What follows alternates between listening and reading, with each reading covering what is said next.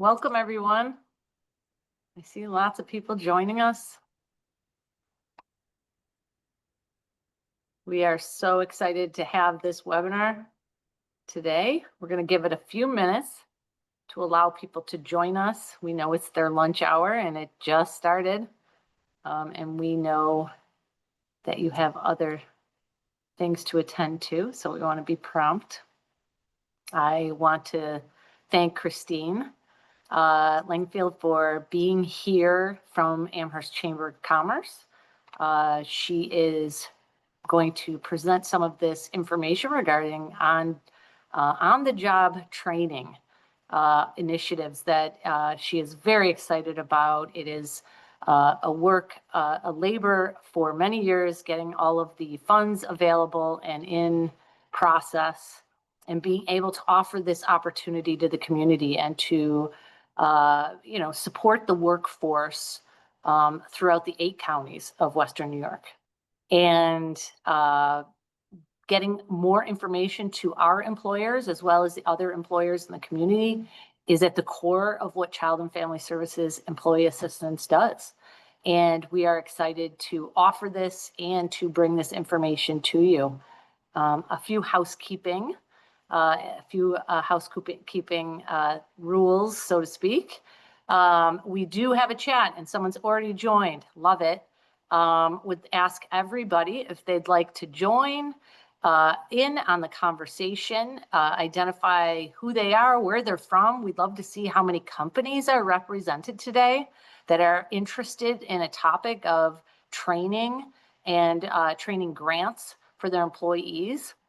My experience with employers throughout Western New York is the genuine dedication to training and advancement and development of the workforce in general. And this is just another great opportunity that we are eager to share. So nice to see somebody from Matt Urban. Awesome. Childcare Resource Network. Awesome. Great. Oh, Luann from Prenatal Perinatal. I love that. Thanks, Luann, for joining. And please join in and share, and this will be recorded. We will send this out to all of you as well as anyone else who registered. And you are welcome to send this out and share this with others that may be interested. So, well, it looks like we have a great group here right now, and I am eager to dive in. Christine, do you want to introduce yourself and your role at the Chamber? And we'd love to hear more. Yeah, absolutely. Hello, everybody. Thank you for spending some time with us today.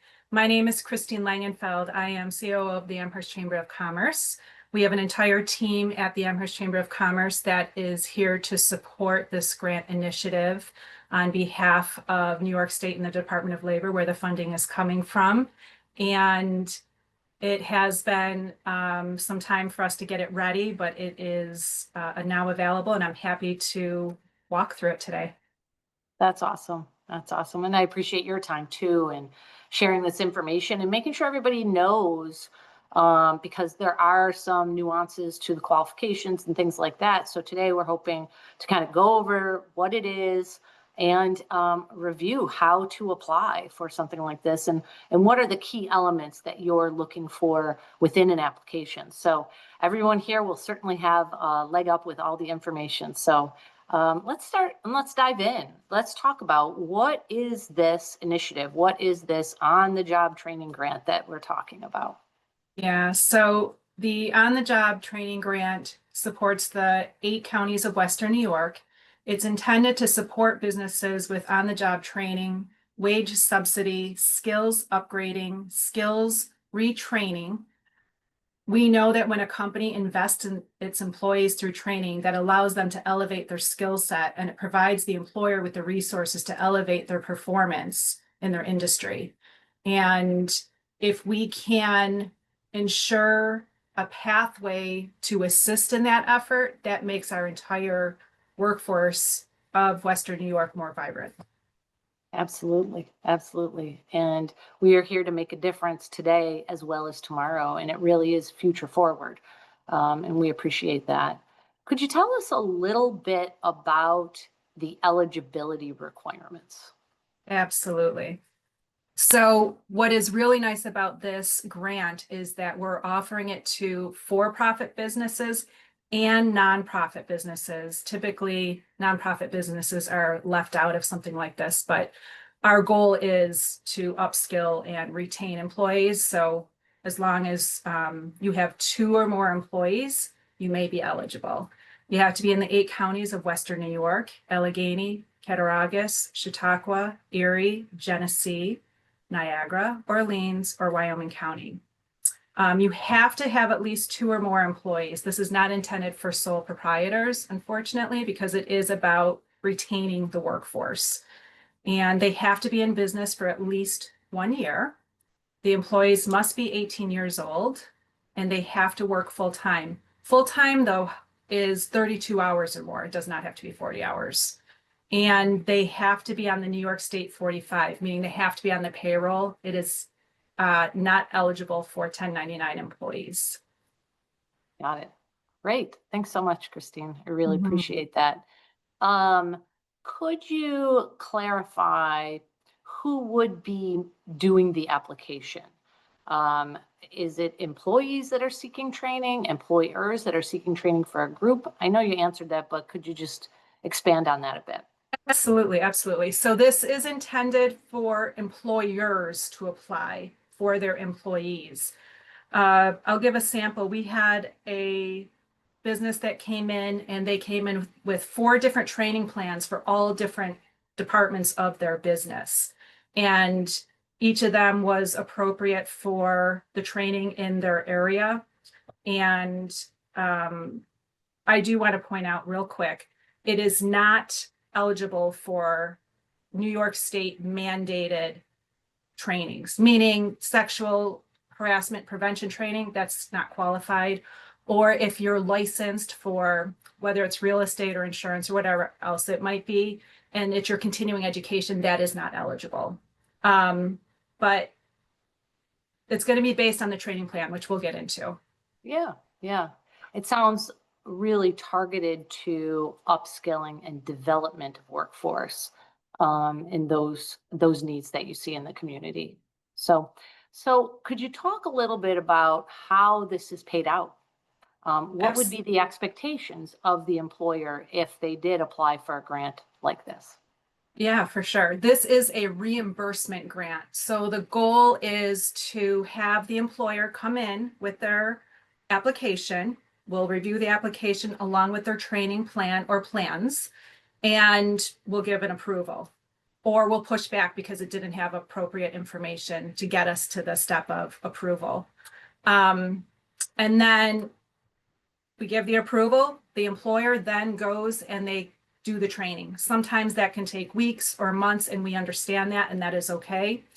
The dates we should probably talk about real quick. We open September 1st, and we will accept applications until June 1st of 2026, with the training being completed by August 1st of 2026, because we have 1 year for the grant and we need to refund it to you by the end of next August 2026. So that's kind of the timeline. So we'll accept applications throughout that entire time while we have the money available. The funding we have available is about $400,000 that will be put into the community. Yeah. And then once the training occurs, the employer will come back saying, we completed the training. Here is my reimbursement form. Here's my proof of that. And here's the payroll records that show the W-2 employee on their New York State 45, just showing that they're there. And the goal is we'll reimburse it within 2 to 4 weeks. And then the goal is that they'll retain those employees, for the time to come. Okay. Is there a specific time frame of retention of employees? Our goal is to have them retained, obviously indefinitely, but we'll probably check in at probably 3 or 6 months, because we do have to do some reporting back to New York State, and we're hoping that they're still going to be retained. We don't take it back if they had to part ways. That's not how it works. But the goal is, if you're spending the time and effort, because it's reimbursed up to 50%, because you can come in with a training plan that's $50,000. I know sometimes trainings can be expensive just depending upon what your industry is. And we're not approving 50% of that. We're approving up to 50% in the amounts of $1,000, $2,500, $3,000, $5,000, $75,000, $10,000, and $10,000 is the maximum. So regardless of what your training plan value is, that is the max amount, which is $10,000. That's great to know. Great to know. It does sound like the goal is for retention, but not the requirement is retention. And that data collection is a big part of it. So being in touch with employers afterwards and staying connected and gathering that data is a vital part of this, hoping to encourage for future grants for sure. Absolutely. Yeah. Hopefully we can't promise anything like that, but hopefully, you know, if it's successful, we can try to go down that avenue. But if the employer is taking that time and effort and money into their employees, the goal for everybody is to retain those employees as long as you can. All right, that's awesome. I know you shared this, but I'm going to ask it again just for clarification. Can someone apply more than one time, and under what circumstances? You asked that. We will allow 2 approvals. So if an employer comes in with a training plan and it's successful, they can come in a second time for a second approval. 2 times is the max though. So the largest potential could be 2 grant awards, each at $10,000, and that would be the most. And you would receive the $10,000 if your training plan exceeds $20,000. Correct. Because it's up to $10,000. And thank you for clarifying that. Yes. Yeah. And it's also about the spirit of the training plan. You have to come in with a quality training plan that's going to show that the goal is to upskill them and that the goal is to retain them. So it has to show that. You know, if you have someone that comes in and they're a retailer and they're just saying that they're going to train on their Square POS, that's not the spirit of what we're talking about with this grant, and that would not be sufficient. We would push back on that. So we're not talking about entry level skills. And one of the probably the most popular questions we get is about the wages. When we're talking about the guidelines, another key guideline is that they have to make at least $18 an hour, up to $91,000 a year, or $41 and some change. The goal is to get to that middle tier employee, not the entry level employee that turns over a lot. So I believe January 1st, the minimum wage is actually going up.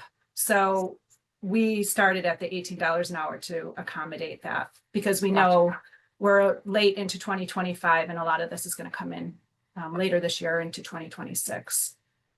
So just to recap, it's 50% reimbursement grant in increments up to $10,000, but no more than 50% of the requested training. There's a few questions in the chat about the training plan, and I know this is really important, and I think this is very valuable information for everybody. But designing a training plan, what are the required elements of that? One person's asking, does the employer have to do all the training? Can we use a vendor for the training? Those types of things. So I'm going to ask you, Christine, if you could go open up the website and show the application and what the application looks like. And I know you have some really great examples of training plans and the quality of training plans and what those elements are. And I think that information would be super helpful to our audience. Wonderful. Everything can be found at amherst.org/grants. Another key point, we are the Amherst Chamber of Commerce. We are a large chamber of commerce headquartered in Amherst, but we service all of Western New York. No one just lives in one town. We live in a large community, so keep that in mind. But chamber membership is not needed for this grant. It is open to the entire 8 counties and those businesses as long as you have 2 or more employees. You do not need to be an Amherst Chamber member. But it is housed at our website. We're administering it, like we said, from on behalf of New York State Department of Labor. So at the top of this webpage, we have some just key information where the money is coming from and where it's being funded from. You do not need to be an Amherst Chamber of Commerce member. It kind of goes through what the reimbursement is that we just talked about, the supported counties, and these are the grant parameters and guidelines that you can kind of go through. If anyone does have questions, which we'll get to later, you can always call our office or email us. We'll make sure that you know that information. But we do have a button right here on the webpage as well that will go right to our grant team at the chamber that can answer those questions. And Marissa just put the Amherst Chamber grant link in the website if anybody wants to walk along. Thanks, Marissa. Thank you. Thank you. Thank you. So we do have a staff in the office that's able to answer most of these questions. The questions that you're going to have typically are going to be found on this website. We haven't had a question yet that's not answered through here. So I do encourage you to take a look at this and kind of go through each step for the parameters. Along the right-hand side, we have them numbered for the guidelines and the forms. The very first button is the guidelines, which is basically just this information here, but you can download it and print it. And then there's a checklist that we've added. And the checklist is intended for you to kind of go through to make sure that you meet each one of those requirements before spending the time on an application and a training plan, in case for some reason you might not be eligible because you didn't meet one of those requirements. Once you're able to confirm that you are eligible, you would complete an application, which we have down here on this number 3. But a big part of this, and to encourage you to hold true to the spirit of this on-the-job training grant about trying to retain employees and upskilling those employees, we do have a couple training documents here, training plan documents. You're not required to utilize them because I know some of the larger businesses have their own training plans, and that is okay. We encourage you to utilize your own training plans. But if you don't have your own training plan, that is okay too. We have 2 options on the website. They're Word documents, so you can pull them down and change it according to what works for you and your company. And these are just samples, but they're good samples because they are going to give the information we're going to look for. And if it's missing this information, we would push it back to you regardless. And it would just have some generic information at the top about the company, when the beginning and end dates would be. And these, we sometimes know are loose dates, but just a window, and we have to make sure it's within the guideline of this next year through next August. The hourly wage rate, the reimbursement rate, and then it would go through what the title is and what you're trying to do with that training and what the number of hours is for the estimated training and the cost per training. Megan, you just asked a really good question. Who can train? And that is a great question. Thank you to whoever answered that. We are open to a variety of training options. It can be trained internally. You can have your management or your trainers train a new employee. That's okay. It can be a new employee. It can be a current employee that you're upskilling, which would be wonderful if you did that. But it can be for a new employee and your team is going to be training that person. It can also be a third-party trainer that comes in to train whatever it is. There's a lot of leadership development opportunities and business consulting kind of opportunities. And in the tech industry, there's a lot of technical skills that can be trained, especially if you're in manufacturing for machinery and things like that. We allow that third-party training and or a combination of that third-party training and internal training. When you're submitting this training plan, you can submit for wage subsidy, which means you would put in the trainee, their number of hours during their training time. And if it's an internal trainer, their number of hours as well. And we can call that the wage subsidy. And you can put that all on this training plan or your own training plan. What about tuition reimbursement for school? So we have to be careful with what school means because the training needs to be completed within this time frame. It has to be completed by next August. So if it's a true collegiate program, it's probably not going to happen like this. This is probably more intended for third-party training, internal training, but I'm not going to say it's not qualified. We would just need to kind of review that with them. Okay, awesome. Another question, does the training have to take place physically in the 8 counties or in New York State at all? No, the training can be online. It can be in person. The training does not need to occur in the 8 counties. The employer and the employees need to be in Western New York. If the employer is in Western New York, but the employee is based out of New York City or someplace remote in another state, that would not qualify. So that is a good question. Yeah, that's a great question. Yes. And the training doesn't physically have to happen within New York State. It could be online. It can be online. Go to a training as long as they work here. Yes. Got it. Awesome. Awesome. What else would you like to show? Anything else on the website that would be helpful to?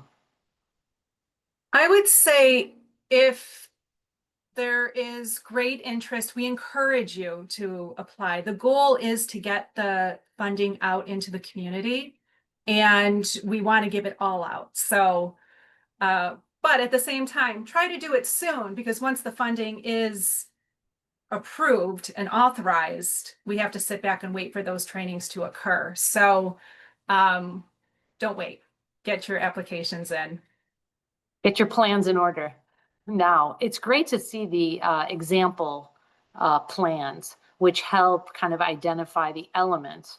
And I really like how you talked about, because internally, I think we don't recognize the the salary and the the cost that it takes for internal employees, and being able to apply for reimbursement for those types of employee wages is really an amazing way for some great internal trainings to occur. That's yes. Great. Yeah. We're trying to be flexible. We don't want it to be real rigid. We just want to be able to work with you to get the employees trained. Yeah. Great. Great. And I know you encourage conversation and questions to yourself. I'm going to give a few minutes for anybody else to identify any questions you may have. We're happy to kind of stick around and do that. Any last words, Christine?